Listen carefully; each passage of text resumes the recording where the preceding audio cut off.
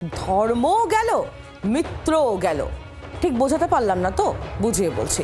ধর্ম অর্থাৎ ধর্মতলা, যে ধর্মতলায় 21-এর সমাবেশ করার জন্য কালীঘাট তৃণমূল তারা অনড় ছিল, সেই ধর্মতলা এলাকা তারা পেলেন না।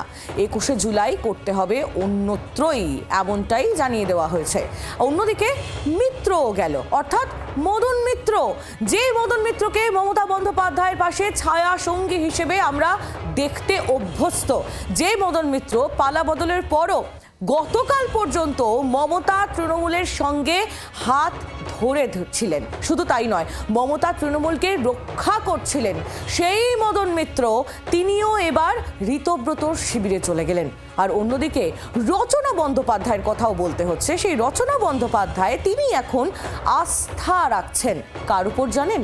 রাজ্যের মুখ্যমন্ত্রী শুভেন্দু অধিকারীর ওপর। এই সমস্ত জিনিসগুলো নিয়েই আমরা আলোচনা করব, এই বিষয়গুলো নিয়ে আমরা আলোচনা করব। আমাদের প্রতিনিধিরা আমাদের সঙ্গে রয়েছেন, আমাদের প্রতিনিধি শ্রেয়সী গঙ্গোপাধ্যায় এই মুহূর্তে আমাদের সঙ্গে রয়েছেন, এবং প্রবীর চক্রবর্তী এবং বিধান সরকার, আমাদের দুই প্রতিনিধিও আমাদের সঙ্গে থাকবেন। আর যে খবর নিয়ে আমরা আলোচনা করছিলাম, মদন মিত্র গোলপার্কে ঋত শিবিরের বৈঠকে মদন মিত্র তিনি একবারে পৌঁছে যান। তার যে বাড়ি ভবানীপুরের বাড়ি, সেই ভবানীপুরের বাড়ি থেকে একেবারে নিজে গাড়ি চালিয়ে তিনি পৌঁছে গেলেন বিধানসভায়, যে গাড়িতে সফর সঙ্গী হয়েছিলাম শুধুমাত্র আমরা, জি 24 ঘন্টা। মমতা তৃণমূলকে ছেড়েই ঋতব্রতর সঙ্গে বৈঠকে কামারহাটির বিধায়ক। হোয়াটসঅ্যাপে স্টেটাসও দিলেন মদন মিত্র, তিনি লিখেছেন সরি। যে ছবি আপনারা দেখছেন, সরি, এই স্ট্যাটাসটি মদন মিত্র তিনি দিয়েছেন। তিনি কিছুক্ষণ আগে যখন সাংবাদিকদের মুখোমুখি হয়েছিলেন তখনও তিনি বলছিলেন যে মমতা বন্দ্যোপাধ্যায়ের কাছে তিনি ক্ষমা প্রার্থী। তারপরেই আমরা দেখলাম যে তিনি শিবির বদল করলেন, এবং শিবির বদল করার কারণও তিনি একবারে পরিষ্কার বললেন। অভিষেক বন্দ্যোপাধ্যায়কে কটাক্ষ এবং নিশানায় ভরিয়ে দিয়েছেন আজ মদন মিত্র। সেই মদন মিত্র তিনি একটি স্টেটাসও দিয়েছেন হোয়াটসঅ্যাপে। সেই স্টেটাস আপনারা এই মুহূর্তে দেখতে পাচ্ছেন। তিনি লিখেছেন, কিচ্ছু বেশি কথা লেখেননি, লিখেছেন একটা ছোট্ট শব্দ, সরি। আর এটা নিয়েই আমরা কথা বলবো। শ্রেয়সী গঙ্গোপাধ্যায় আমাদের প্রতিনিধি আমাদের সঙ্গে সরাসরি রয়েছেন। শ্রেয়সীর কাছে চলে যাই। শ্রেয়সী, এই সরি কি মমতা বন্দ্যোপাধ্যায়ের উদ্দেশ্যেই?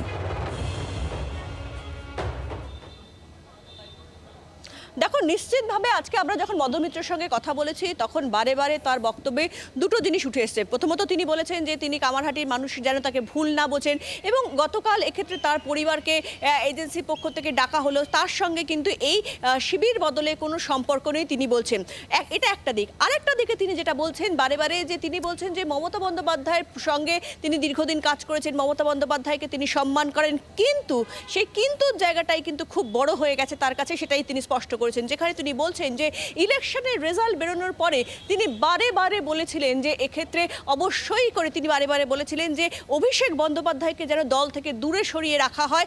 এত মানুষ যখন অভিষেক বন্দ্যোপাধ্যায়ের কথা বলছেন, কিন্তু তিনি বলছেন যে তিনি বলেছিলেন যে তিনি এটাও প্রস্তাব দিয়েছিলেন যে অন্য যারা আছে দলের নেতৃত্ব তাদেরকে দলটা পরিচালনা করার দায়িত্ব দেওয়া হোক, কিন্তু তিনি বলছেন যে অভিষেক বন্দ্যোপাধ্যায় সরতে চাননি, এবং মমতা বন্দ্যোপাধ্যায়ও কার্যত অভিভাবকরা সবসময় গান্ধারী এবং ধৃতরাষ্ট্র হন। ফলে সেই জায়গা থেকে দাঁড়িয়ে মমতা বন্দ্যোপাধ্যায়ও কিন্তু সেক্ষেত্রে অভিষেককে নিয়ে যে দাবি তারা করেছিলেন সেই দাবির সপক্ষে তিনি মত দেননি। ফলে সেই জায়গা থেকে দাঁড়িয়ে এই মুহূর্তে যে পরিস্থিতি হয়ে রয়েছে, সেই পরিস্থিতিতে কিন্তু কোনোভাবেই কাজ করা সম্ভব নয়। এক্ষেত্রে সেই জন্যই কিন্তু কার্যত তিনি এইভাবে সেক্ষেত্রে মমতা বন্দ্যোপাধ্যায় হাত ছেড়ে তিনি ঋতব্রত শিবিরে জয়েন করছেন। পাশাপাশি তিনি এখানে এই মুহূর্তে কিছুক্ষণ আগে তিনি এখানে ঋতব্রত শিবিরের আজকে 21শে জুলাই যে মিটিং, অর্থাৎ যে প্রস্তুতি মিটিং, সেই মিটিংয়ে ঢোকার সময় তিনি যেটা বলছেন যে এক্ষেত্রে মমতা বন্দ্যোপাধ্যায় সেক্ষেত্রে যাবতীয় যে নিয়ন্ত্রণ, অর্থাৎ সেই নিয়ন্ত্রণের জায়গাটা কার্যত কিন্তু তিনি আস্তে আস্তে হাত থেকে ছেড়ে দিচ্ছিলেন, এবং সেখান থেকে তিনি বলছেন যে এক্ষেত্রে যে বিভিন্ন ব্যক্তিদের জেল যাত্রার পেছনে অভিষেক রয়েছে, এবং গোটা রাজ্যে বিভিন্ন সময় যে ধরনের ঘটনাগুলো ঘটেছে, সেটা দাঙ্গা হাঙ্গামা গন্ডগোল যা যা ঘটনা ঘটেছে তার পেছনে অভিষেক বন্দ্যোপাধ্যায়, এবং কার্যত অভিষেক বন্দ্যোপাধ্যায় দলটাকে নষ্ট করে দিয়েছেন। এমনটা একেবারে অভিষেক বন্দ্যোপাধ্যায়কে অল আউট নিশানা করেছেন মদন মিত্র। শ্রেয়সী, তুমি আমাদের সঙ্গে থাকো, সে বক্তব্য আপনাদের অবশ্যই শোনাবো। মদন মিত্র তিনি আজ মমতা বন্দ্যোপাধ্যায়ের হাত ছেড়ে ঋত শিবিরে যাওয়ার পর ঠিক কি বলেছেন আপনাদের সামনে তুলে ধরবো। অবশ্যই ঋতব্রত শিবিরের তরফ থেকে মদন মিত্রকে নিয়ে কি বলা হচ্ছে সেটাও শোনাবো, এবং বিজেপির বক্তব্য পেয়েছি আমরা, রাজ্যের শাসক দল তারাও বক্তব্য রাখতে ছাড়েনি, শোনাবো পরপর সব বক্তব্যগুলো। আমি আজকে তৃণমূল কংগ্রেসের দমদম বিধানসভার সভাপতি সাধারণ সম্পাদক, ন্যাশনাল কমিটি মেম্বার, দলের চিফ হুইপ, গভর্নমেন্ট অর্গানাইজেশনের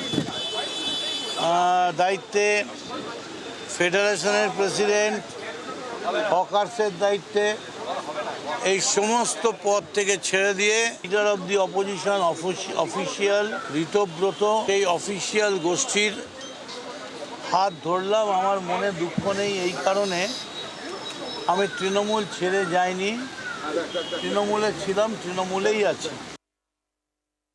মিত্রর সাথে বহুদিনের মিত্রতা ছিল, তো সেই জন্য সে সাহাবাড়িতে এসেছিল।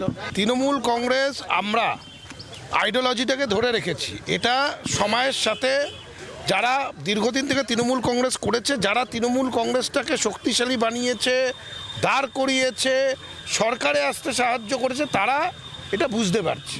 সেই কারণেই তারা মূল ধারায় চলে আসছে। একটা ইন্ডিভিজুয়াল কাল্টের বিরুদ্ধে কালেকটিভের যে লড়াই আমরা শুরু করেছিলাম, আমরা শুরু থেকেই বলেছি এটা ইন্ডিভিজুয়াল কাল্টের বিরুদ্ধে আমাদের লড়াই, আধিপত্যবাদের বিরুদ্ধে, ফ্যাসিবাদের বিরুদ্ধে, চোখরাহানির বিরুদ্ধে, রক্তচক্ষুর বিরুদ্ধে, পার্টির পয়সা একজন দুজনের জন্য ব্যবহার করার বিরুদ্ধে, তৃণমূল কর্মীদের বঞ্চিত করার বিরুদ্ধে। এটা একটা কালেকটিভ। এ নিয়ে কোনো সন্দেহ নেই যে মদন মিত্র বর্ষিয়ান বিধায়ক, একাধিকবারের তিনি বিধায়ক ছিলেন, মাল্টিপল টাইমস মিনিস্টার, তার যোগদানে আমাদের এই কালেকটিভের লড়াই শক্তিশালী হবে। আমরা এখন যাচ্ছি যেখানে কেষ্টদা সেখানে উপস্থিত থাকবেন। এরা সবাই অত্যন্ত সিনিয়র এবং আমাদের লড়াইটা কালেকটিভের লড়াই। কে ভালো তৃণমূল, কে খারাপ তৃণমূল, এটা নিয়ে আমাদের কোনো মাথা ব্যথা নেই, আমাদের সার্টিফিকেট দেওয়ারও দরকার নেই। কিন্তু যারা এই ধরনের দুর্নীতি বা দুষ্কৃত কার্যের সঙ্গে যুক্ত আছে তাদের বিরুদ্ধে আইনি আর প্রক্রিয়া শুরু হচ্ছে। আগে তো ইডির অফিসারদের সঙ্গে দেখা করুন, তারপর সন্দীপন সাহা তো বাঁচাতে পারবে না। ইডি যদি ক্লিন চিট দেয় তখন সম্ভাবনা আছে।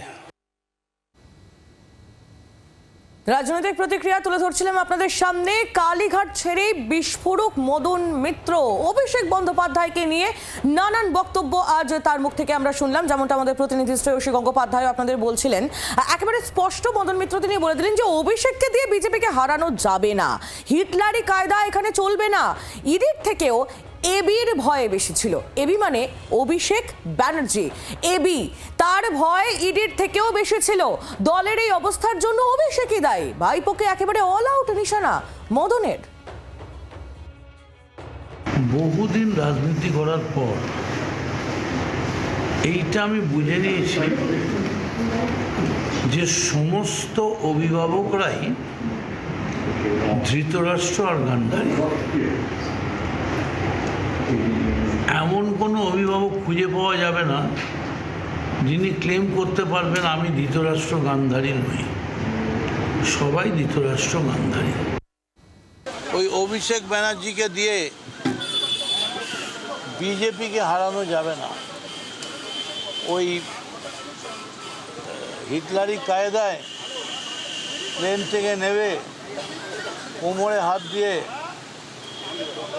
4 তারিখ দেখে নেবো, হুইসেল বাজবে, এসব করে হবে না। মানুষের কাছে যেতে হবে।